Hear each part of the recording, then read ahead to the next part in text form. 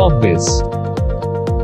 नमस्कार दोस्तों, मेरा नाम है दिव्या दीक्षित। आप देख रहे हैं अपना मन पसंदीदा चैनल कॉर्बिस। दोस्तों, आज इस वीडियो में हम बात करेंगे पेमेंट गेटवे लाइसेंस के बारे में। सबसे पहले तो हम आपको बताएंगे कि पेमेंट गेटवे लाइसेंस क्या होता है, किन लोगों को इसकी आवश्यकता होती है, क्या कुछ बेनिफिट्स आपको मिलते हैं अगर आप पेमेंट गेटवे लाइसेंस लेते हैं। उसके अलावा हम ये भी बात करेंगे कितने प्रकार के पेमेंट गेटवे लाइसेंस होते हैं, क्या कुछ डॉक्यूमेंट प्रोसेस होता है और कौन से रजिस्ट्रेशन प्रक्रिया को फॉलो किया जाता है आपको पेमेंट गेटवे लाइसेंस अगर चाहिए तो चलिए वीडियो की शुरुआत करते हैं। पेमेंट गेटवे लाइसेंस, देखिए पेमेंट गेटवे इंटरमीडिएट एलिमेंट है, यानी कि मध्यस्थ एलिमेंट है किसके बीच, बैंक के बीच में और इसके साथ ही उस वेबसाइट के बीच में जो प्रमोट करती है डिलीवरी ऑफ ट्रांजैक्शन रिपोर्ट। अब बहुत सरल भाषा में मैं आपको समझाती हूँ। देखिए कभी भी आप जब ऑनलाइन शॉपिंग करते हैं तो ऑनलाइन शॉपिंग के बाद जब पेमेंट की बारी आती है तो आप पे नाउ पे क्लिक करते हैं। पे नाउ पे क्लिक करने के बाद ही आप एक नए पेज पे आते हैं, यानी कि उस पेज पे आप डायरेक्ट होते हैं जहां पर आपको अपनी कार्ड से रिलेटेड सारी इंफॉर्मेशन देनी होती है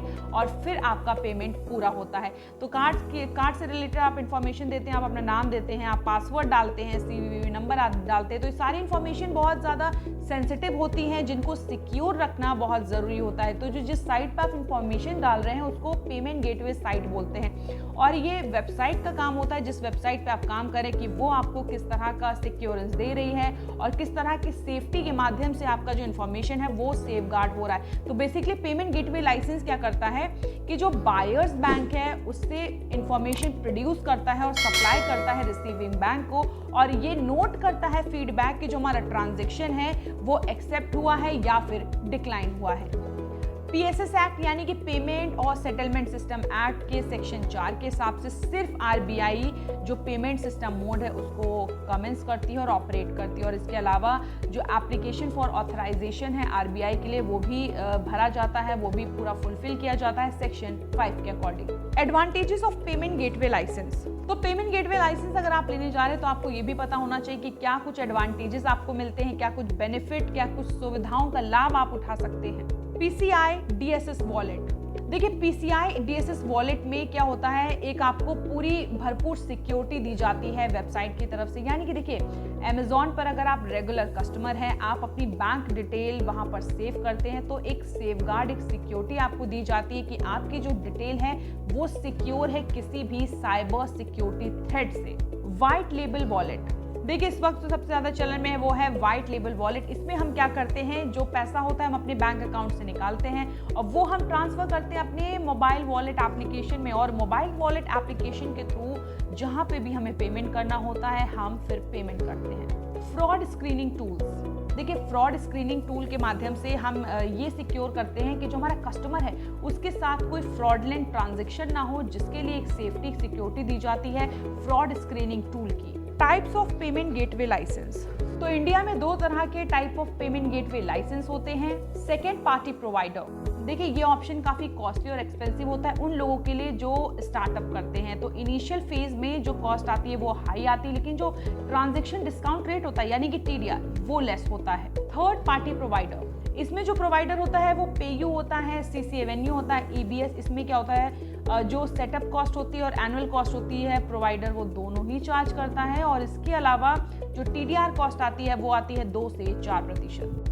basic requirement for payment gateway licence, तो पेमेंट गेटवे लाइसेंस के लिए बेसिक रिक्वायरमेंट क्या होती है उस पर भी हम चर्चा कर लेते हैं। देखिए जो हमारी एंटिटी है उसको कंपनीज एक्ट के अंतर्गत रजिस्टर्ड होना है, कौन सा 1956 या फिर कंपनीज एक्ट 2013। इसके अलावा 2 मिनिमम मेंबर ऑफ डायरेक्टर होने चाहिए, बिजनेस का एड्रेस प्रूफ होना चाहिए, 5 साल का बिजनेस प्लान आपके पास रेडी होना चाहिए, पैन और करंट अकाउंट कंपनी का, सिस्टम फ्लो और code testing report by software certifying agency, service tax registration number और कंप्लायंस विद PCI DSS।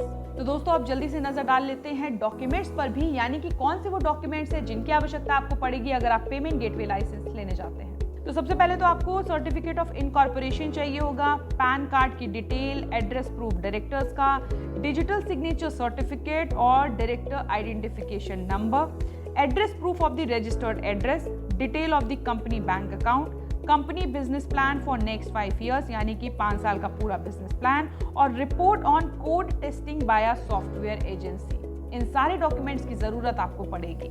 तो दोस्तों अब हम बात करेंगे रजिस्ट्रेशन प्रोसीजर की, यानी कि वो कौन सा प्रोसेस है जो आपको फॉलो करना होगा अगर आप पेमेंट गेटवे लाइसेंस लेने जाते हैं। स्टेप 1, तो सबसे पहले आपको एप्लीकेशन फॉर्म भरना होगा। फॉर्म ए सेक्शन 5 के अंदर आता है PSS एक्ट। ये एप्लीकेशन आपकी जाएगी चीफ जनरल मैनेजर को, जो कि डिपार्टमेंट ऑफ PSS के हैं। रीजनल ऑफिस मुंबई का जो RBI का रीजनल ऑफिस है वहाँ ये एप्लीकेशन जाएगी, और ये टाइम टू टाइम चेंज होता रहता है, यानी कि जानकारी के हिसाब से आपको पता चल जाएगा कि ऑफिस किधर और एप्लीकेशन आपको कहाँ फाइल करनी है। स्टेप 2, देखिए सेक्शन 6 के अकॉर्डिंग RBI के पास पूरी होल्ड रहती है। वो पहले ऑथराइज करता है आपकी एप्लीकेशन को, और वो होल्ड करके भी रख सकता है कि पहले वेरीफाई किया जाएगा कि जो आपने इंफॉर्मेशन प्रोवाइड की है वो उस अकॉर्डिंग है या नहीं। स्टेप 3, देखिए कुछ कंडीशन है जिन कंडीशन को देखने के बाद ही RBI आपकी एप्लीकेशन को अप्रूव करेगा। कौन से वो कंडीशन है उस पर भी नजर डाल लेते हैं। तो सबसे पहले requirement for proposal payment system और सर्विस जो कि प्रपोज्ड की गई है।